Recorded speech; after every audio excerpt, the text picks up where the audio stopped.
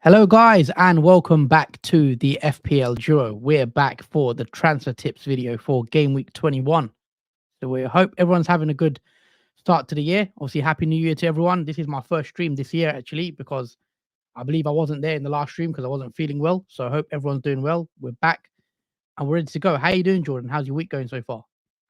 Yeah, it's great so far. Hopefully, everyone had a lovely Christmas and New Year's, and welcome to 2024. And yeah, we're back for FPL content. I think it's nice that we had a long break from it. I think we needed it, but now we're back in action for obviously Game Week 21, which is looming around the corner.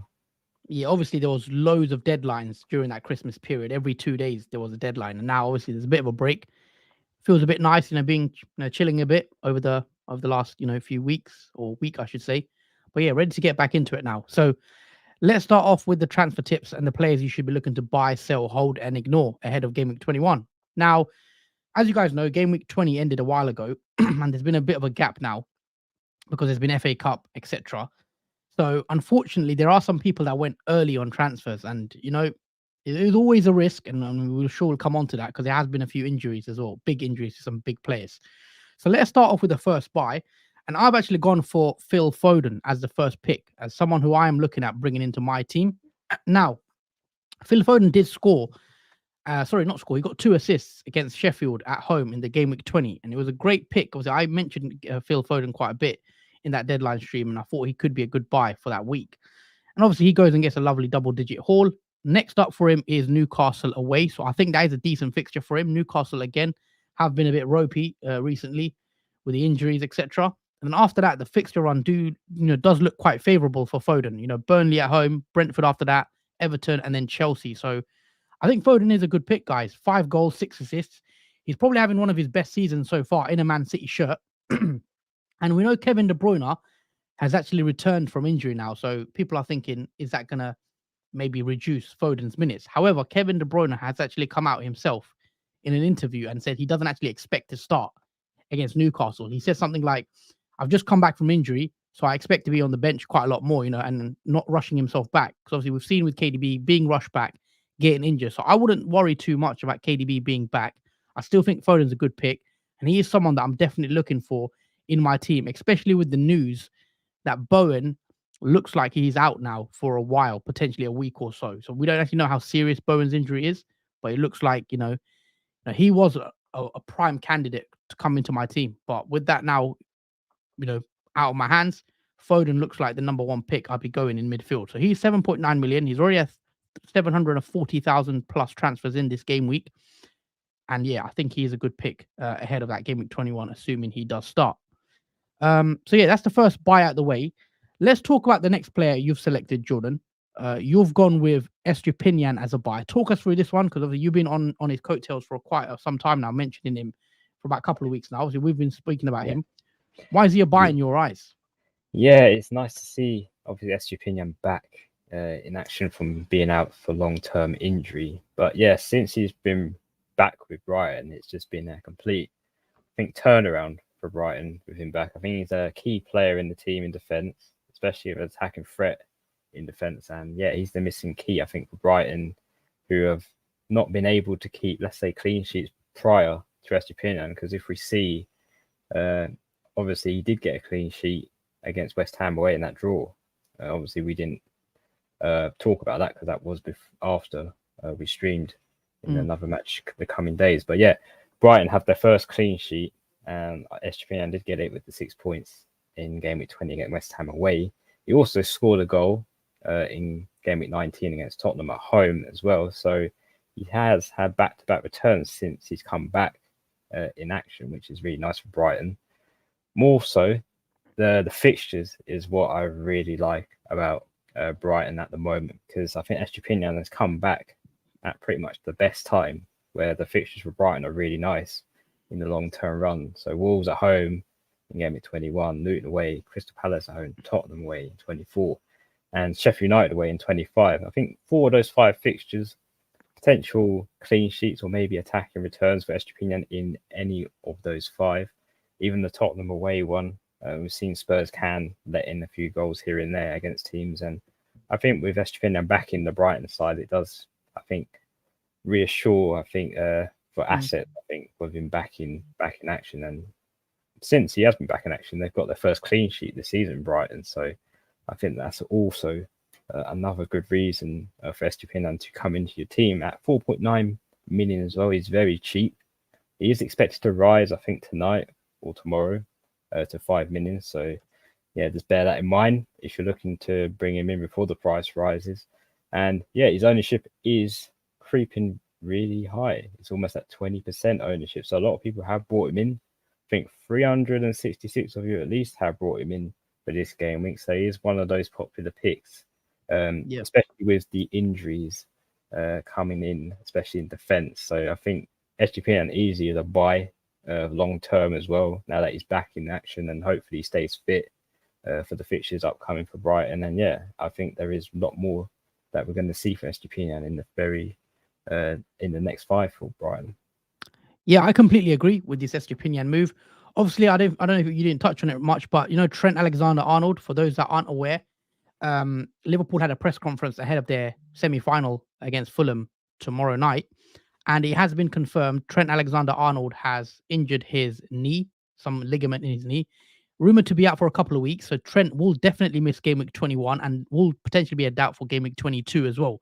So if you have Trent, you could potentially take him out for someone like Estupinian as well. So yeah, that Trent injury definitely does throw up a bit of spanners in the works. But Estupinian definitely, for me, is at the top of the priority for defenders right now. Let's move on to some players that we should be looking to maybe get rid of, Jordan. And these are players that are highly owned that we think, you could potentially sell at the moment. So first one up, maybe a surprise. I've gone with sorry, you've gone with Trippier, haven't you?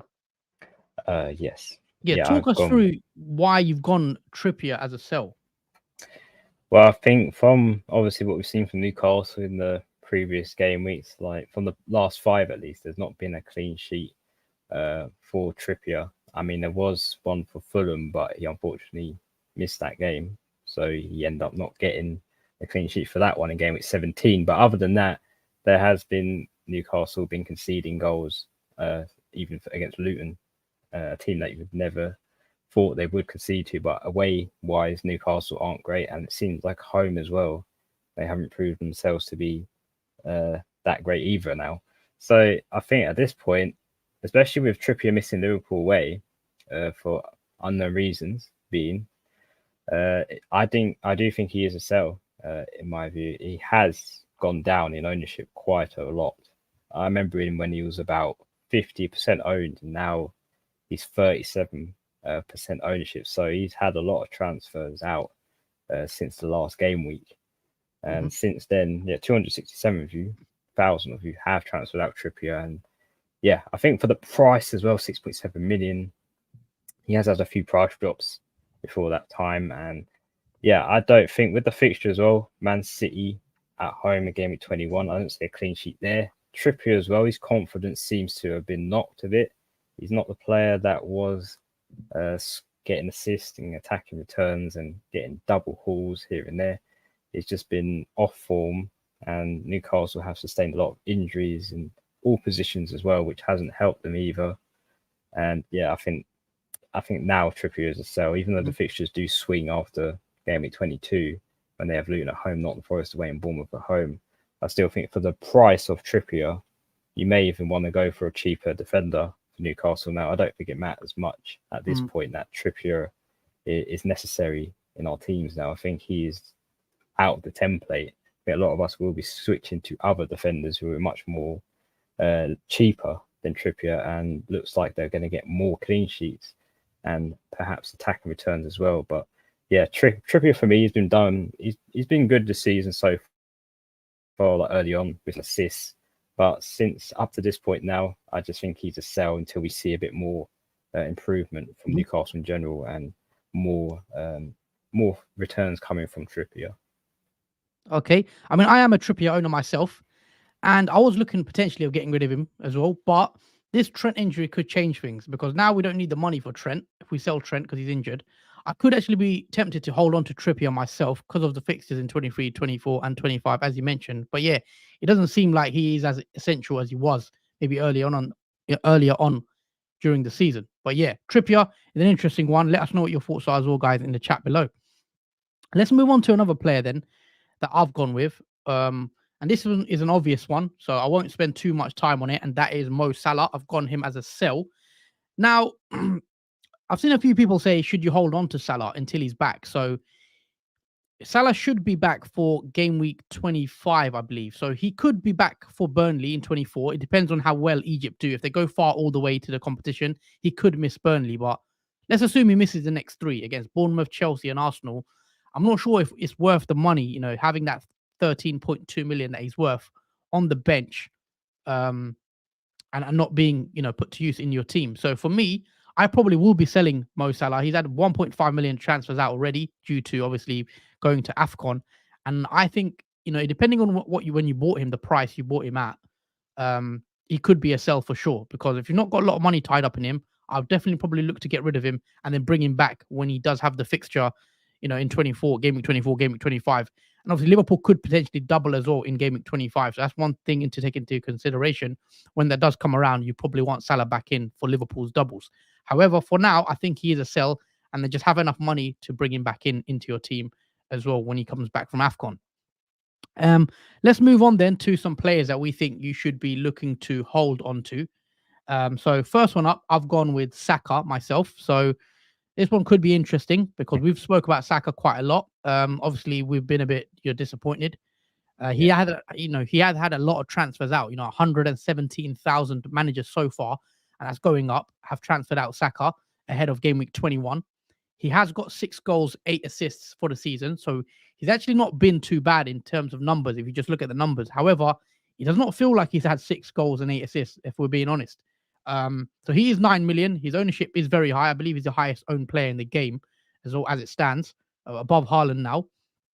And yeah, where to start with Saka? So, to be fair to Saka, he has consistently sort of returned like 5 points, 6 points, 8 points. But the thing with Saka, he's not really had many double-digit hauls. And when you pay a price 9 million, sort of premium, getting to premium pricing, especially with the way he was playing last season, you'd expect a bit more explosiveness from Saka. And this season, we've not seen an explosive Saka. We've seen him get, 7 points, 8 points, etc. There's not been like a 13-pointer or a 15-pointer like we've seen from the likes of Palmer, the likes of Bowen, etc., etc. So for that price, there is a debate now, is he worth the money? And people might say, yeah, right now he is worth the money because there's no Salah, there's no Son, so you don't really need loads of money anyway, and you could just put that into Saka, which I do agree with. And in terms of the fixtures, I definitely would not be selling Saka, guys. That's why I've put him at the hold. I know he's not been great. I know Arsenal are struggling right now with the attack and scoring goals. They're a bit of a dip in recent weeks in terms of finishing. However, the next 2 fixtures are quite nice on paper. Palace is a home fixture for Arsenal. And obviously, Arsenal have been a bit of a poor run, and they'll be looking to bounce back in game week 21. After that, in game week 22, is Forest away. So you'd expect Arsenal to, they are still chasing for that league title, and they're going to want to bounce back. So for the next 2, I would not be selling Saka personally. I think you've got to hold on to him, guys, for at least 2 more weeks and then reassess in game week 23 when he's got Liverpool and West Ham after that. So for me, I would be holding on to Saka, but I understand the frustration if you do potentially want to sell him. But the only thing I will say is where you're going to put that money into. There's no Son, there's no Salah either. So it's not like you can't afford. And even Bowen is injured right now. So there's not many options. And Saka we may have to stick with him for a while longer. So, Jordan, let's move on to another player for a hold that you've gone with. You've gone with Solanke as a hold. Is an interesting one because obviously I've not realized he's had that many transfers out. So, talk us through this one. Yeah, I was very surprised at this one. I thought, why is Solanke being sold? There's no reason being, apart from maybe the fixture for game week 21, Liverpool at home. But even so, I still would be getting rid of Solanke, even when he has Liverpool at home, because after that, his fixtures again swing back to being pretty decent. West Ham away, Nottingham Forest at home, Fulham away, and especially Newcastle away in game week 25. I think that's another good fixture, even for Newcastle at home. I think Solanke has potential to score. I mean, he's had 12 goals so far this season, that's quite a feat for Solanke, especially this season. He's having a great one. And especially if we see Nottingham Forest away in Gameweek 18, where he scored the 3 goals, the hat trick, and got that massive double haul of 17 points. I wouldn't be getting rid of him when he has Nottingham Forest at home in Gameweek 23, because if he can do that away against Nottingham Forest, I can't imagine what he can do at home for Bournemouth against them. So definitely Solanke for the fixtures he has, and the form he is on at the moment in the season. He hasn't really dropped it. I mean, he did blank against Tottenham away in Gameweek 20, the last game that we just had. But even so, I still think he is a great pick to hold on to for the foreseeable. He's one of those forwards that I feel like if you do get rid of him, he could potentially punish you if he does get maybe a goal against Liverpool, because as we know at this point, Trent is not going to be playing. That does leave maybe a bit of vulnerability in defence from Liverpool. But again, that will change the aspect without Trent. He's a massive key player missing from that team. So again, Bournemouth and Solanke, especially on penalties too, as a player I wouldn't be getting rid of yet, unless I see a bit of form drop from him, which so far haven't really seen form drop from him, apart from that blank he had against Tottenham away. Since then, he's had 3 consecutive returns from game week 16 to 19. And for the price as well, 7.1 million. I think it's a forward at that price range that you can't. There's no real worth going for another forward, I don't think, around that price margin, because Solanke is the one that I think has been outstanding out of all forwards in terms of consecutive returns in that position. But yeah, 147,000 players have taken out Solanke. I'm not sure who he's taken him out for. That'd be very interesting to see. But yeah, he's definitely a player you want to hold on to and see what he does against Liverpool at home. I think it's a bonus if he gets anything in that fixture. But yeah, his ownership is dropping 27.6%. But yeah, definitely a player you should hold on to. I think Solanke, until obviously we see if his form drops or not. Yeah, definitely. I agree. You have to hold on to Solanke with the form he's in, even though it's a tougher game against Liverpool. After that, the fixtures aren't too bad and he's on form.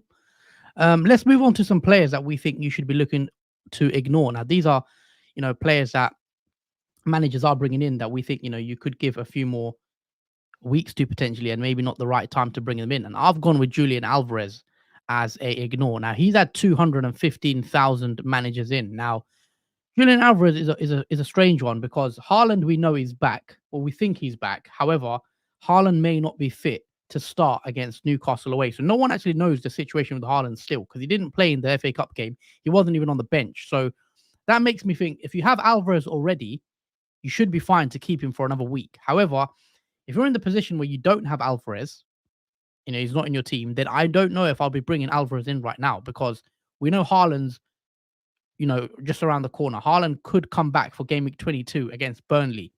Even Haaland could be on the bench against Newcastle. And if Haaland's on the bench against Newcastle, then he's going to start in game week 22. So if you're in the position where you've not got Alvarez, I think I probably would ignore him right now and bring in a different Man City asset like a Phil Foden, etc., and go different. If you've got him, then he probably is a hold, assuming Haaland isn't back fit to start. But for me, if you've not got him, I think he's an easy ignore, just because I think when Haaland's back, you'll want Haaland. You'll probably want Solanke as well, and maybe a Watkins, someone like that up in your forward line. But Alvarez should be fine even when Haaland's back, to be fair. Obviously, KDB, we know, is going to be rotated out. Is not going to start every game from what we hear. So Alvarez's minutes could be decent longer term as well. But I wouldn't be bringing him in personally ahead of game week 21 against Newcastle. So the final ignore, you've gone with Jordan. You've selected Areola. Talk us through this one, because obviously he's a popular goalkeeper in the game as well. Yeah, I did notice his transfers were quite a fair bit for a goalkeeper. 187,000 of you have transferred in Areola. And I think at this point, if you didn't have Areola, I don't think it's worth him being transferred in. For the reason being is he did get 3 consecutive clean sheets. 2 of them actually against Man United and Arsenal, which seemed unlikely. But even a double haul against Arsenal in that 10-pointer in game week 19, and then just now in Brighton at home, 11-pointer with the clean sheet. I think at this point, I wouldn't be bringing in the goalkeeper if you didn't have Areola already. Even though he has Sheffield United away, I feel like even though he has that nice fixture, after that, I don't see him getting that many clean sheets. Even though he does play Man United and Arsenal again in 23 and 24, I think it's less likely for him to replicate his clean sheets that he got in game week 18 and 19 against them. Because it's very, very unusual you see it happen twice against the same team in home and away reasons. But I'm born for home. I see Bournemouth scoring, and even not on the Forest in game week 25, I see them potentially scoring in that one as well. And with Bowen out as well, West Ham's attack is a bit flat, even though their defence is pretty solid. There's a lot more reliance, I think, on Areola. And I think in that Brighton game, we did see that a lot. He did make a lot of saves in that game. And even in the Arsenal Man United one, Areola was very essential in those fixtures. But I think the best fixture for Sheffield United away, yes, it's a nice fixture if you do have Areola, but I don't think there's any point in doing the goalkeeper transfer. I think for this week, there's a lot of injuries that we have to deal with. And I think Areola, goalkeeper, unless you have no playing goalkeeper, of course, then yes, I think you can bring in Areola. But if you do have a playing goalkeeper and you decide to switch him out because Areola's had like 3 nice clean sheets in a row, then I wouldn't be bringing him in just because of the returns he's already had. I think you've missed out on those returns that obviously Areola has had previously. So he is a player I think you should ignore for now and focus on other priorities in the team rather than using a transfer on a goalkeeper. Okay, fair enough. So if you could just quickly recap, Jordan, the buy, sell, hold, ignores, and the 8 players we've selected. If you can just recap that with us, please. Yeah, so for the buys, we think you should buy. This week we thought Foden and Estupinian. And the players we think you should sell for this game coming up is Trippier and Salah. The players we think you should hold on to is Saka and Solanke. And finally, the players we think you should ignore for this game week is Julian Alvarez and finally Areola. Okay, lovely. Thank you for that, Jordan. So I do want to actually say, guys, please like the stream if you are enjoying the content. If you've just joined in, if you are watching it on a playback as well, don't forget to hit that like button. Really helps support the channel. Also, if you are watching for the first time or you're new around here, please also make sure you hit that subscribe button, guys. All your subscriptions, obviously, I appreciate it. It is free to subscribe, so make sure you hit that subscribe button, like the video, all that good stuff. It always helps the channel out. So we're going to take a few of your comments and then we'll wrap the stream up, and then we'll be back again on Thursday, 8 p.m. UK time for the team selection. And then Friday is the deadline. So don't forget, guys, it is a Friday deadline for Game Week 21. Spurs 64, Bowen out for a few weeks. I have Salah, Trent, and now Bowen. Yeah, that's a pain. I mean, hopefully you didn't go early on Bowen. But yeah, Bowen looks like he is going to miss Game Week 21 now. Ahmed with a question, Captain Palmer. We're not going to talk about captaincy now. We're going to speak about captaincy on Thursday on the team selection video. So make sure you do tune in Thursday for that video, Ahmed. James with a comment. Good evening, lads. I made the following transfers early last week with a plan to save my wild card and hold Salah and Son, Zinchenko to Doughty, and Cash to Bell, Luton 3.9 million midfielder. Bernardo to Elise for a hit, and Kunku to Haaland for a hit. Unfortunately, injuries to Elise and Haaland mean they probably won't play for Game Week 21, but I still don't want to sell because they should be back.